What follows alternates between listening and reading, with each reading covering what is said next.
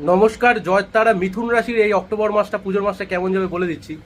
যারা ব্যবসা করছেন তাদের জন্য সময়টা ঠিকঠাক, যারা চাকরি করছেন তাদের জন্য সময়টা ঠিকঠাক। আপনার আপনার স্পাউস, যদি আপনার বিয়ে হয়ে যায়, আপনার স্পাউস হয়তো কাজের জন্য হঠাৎ করে দূরে চলে গেল, এর জন্য আপনার মন খারাপ থাকবে। পুজোর মাস তো যারা প্রেম করছেন তাদের জন্য সময়টা খুব ভালো। ছুটি আনন্দ করুন, একসাথে ঘুরতে যান পুজোতে। আপনি কোথাও ঘুরতে যেতে পারেন, যাদের বিয়ে হয়ে গেছে আপনি হয়তো কোথাও ঘুরতে যেতে পারেন, বা আপনার বাড়িতে কোনো অতিথি আসতে পারে। তো সেই জন্য একটু খরচাপাতি বাড়বে, কোনো ব্যাপার না সেটা। কিন্তু অযথা না এই মাসে কাউকে হেল্প করতে যাবেন না। টাকা পয়সা দিয়ে বলুক, মানসিকভাবে বলুক, কোনোভাবেই হেল্প করতে যাবেন না।